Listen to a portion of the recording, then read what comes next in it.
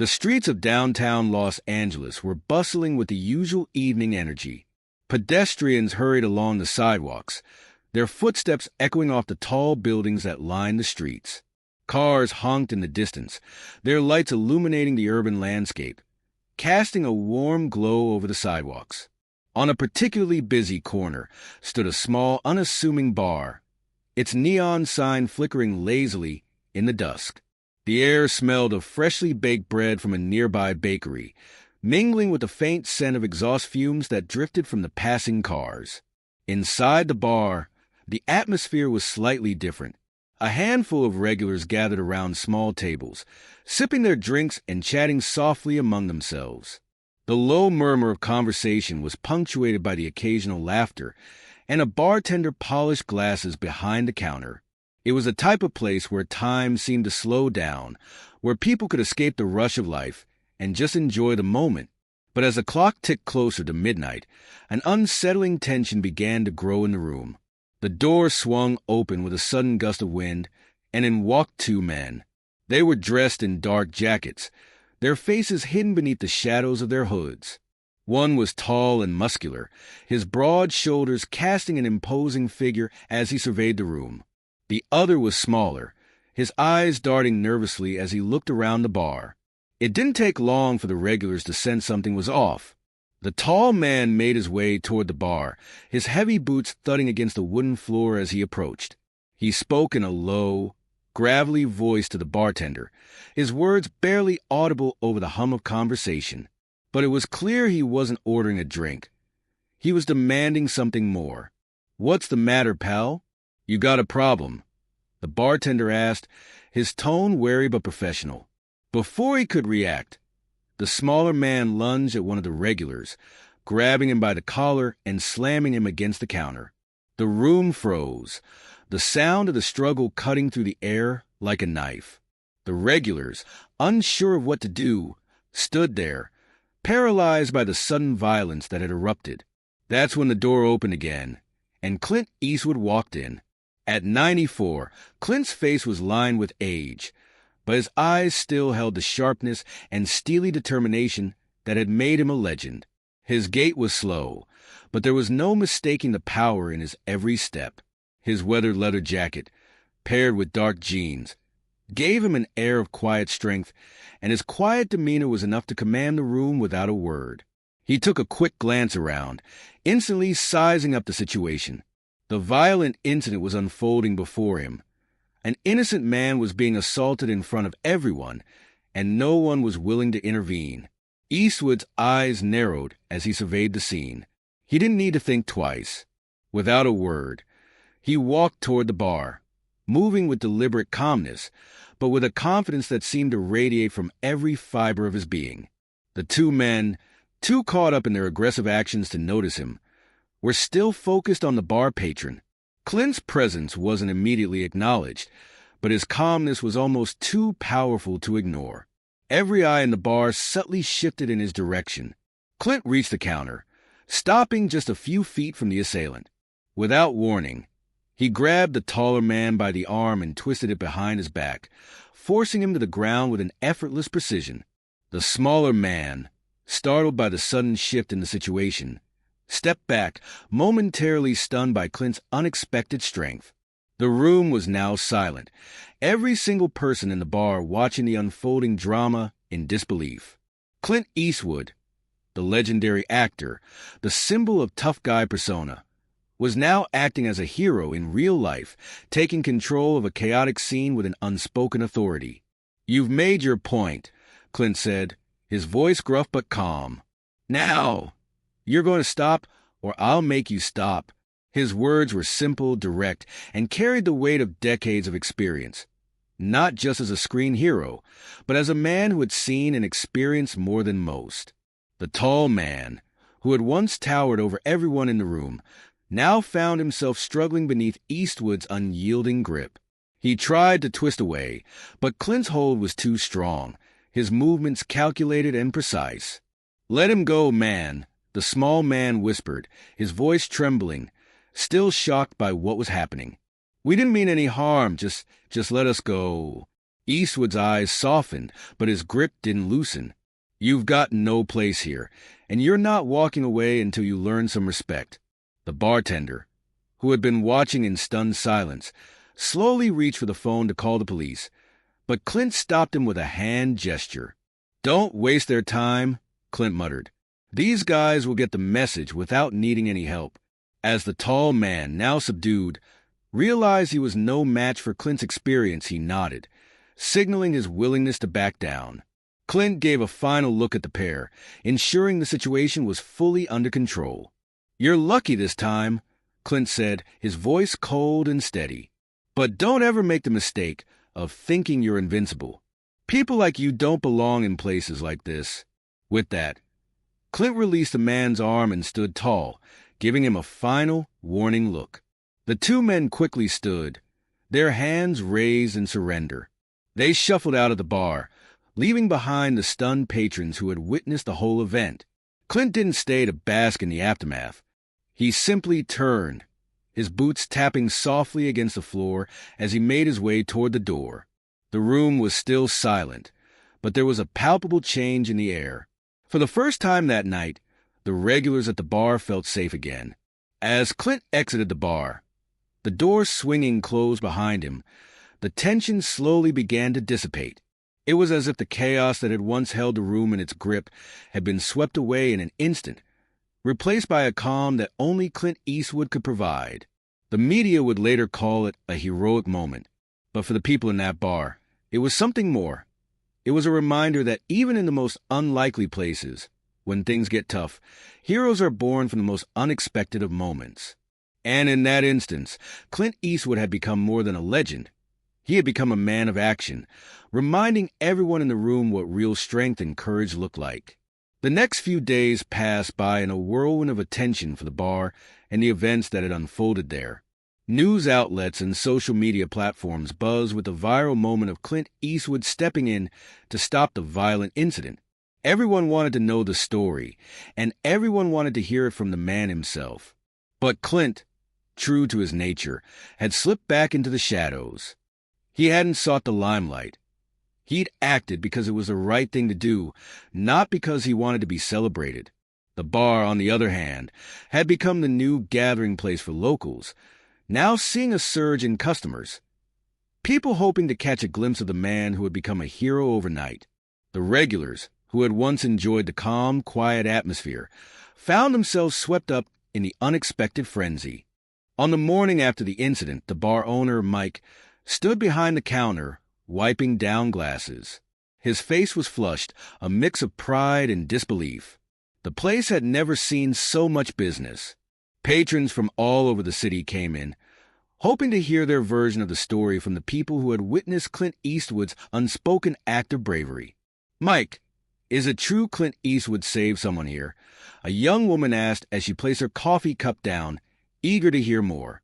Mike smiled softly, his eyes crinkling with a sense of humility.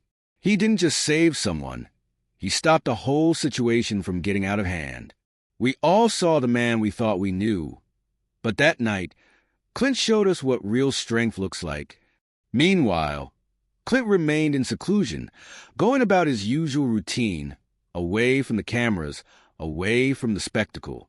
He took walks along quiet streets, visited a few local stores, but kept his presence minimal.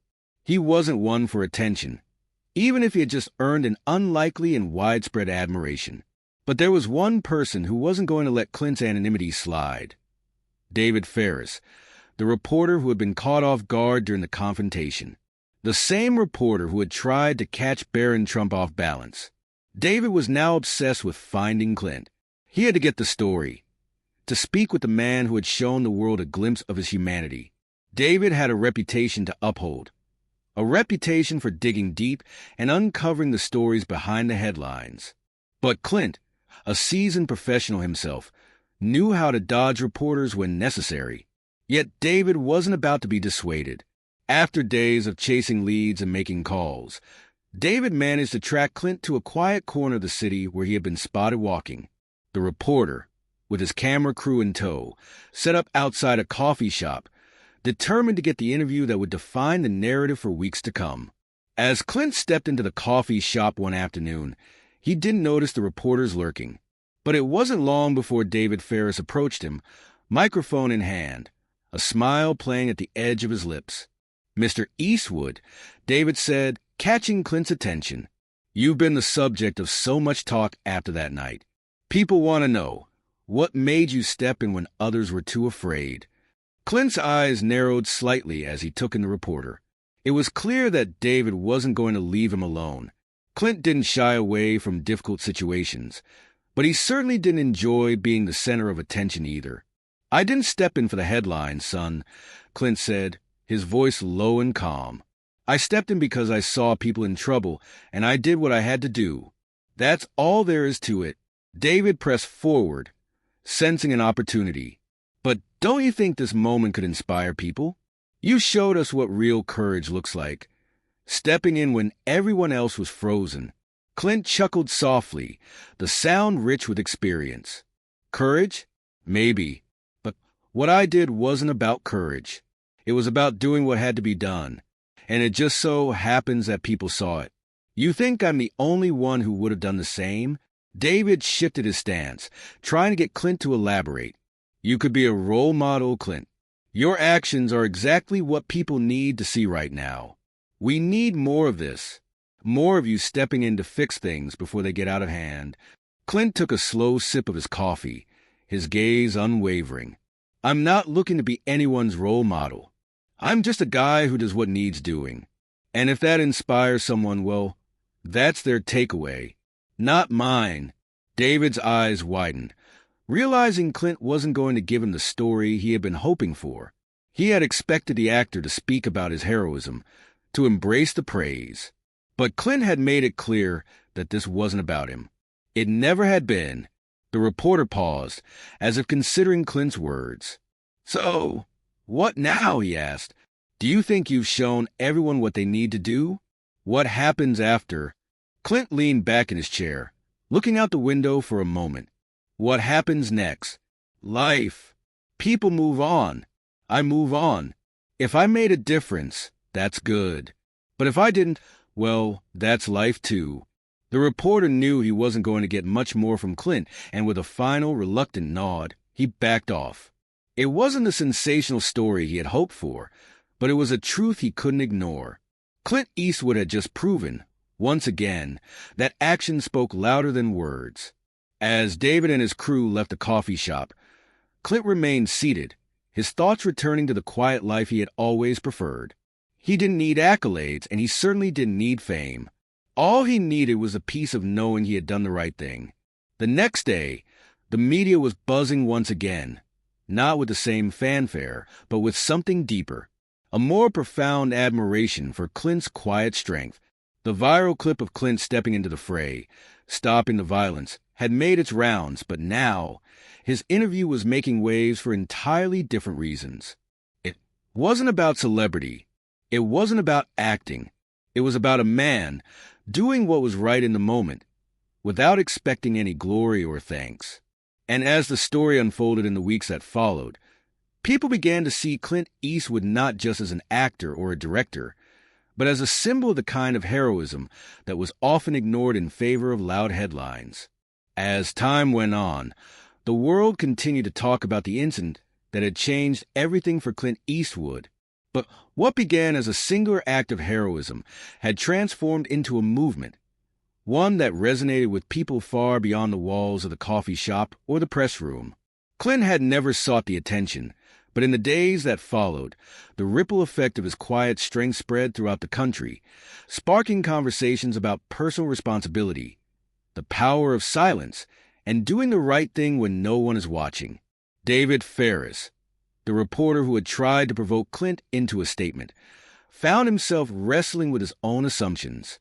Initially, he had expected Clint to embrace the attention, to speak about the importance of heroism, to sell a story. But instead, Clint had given him a lesson in humility and authenticity.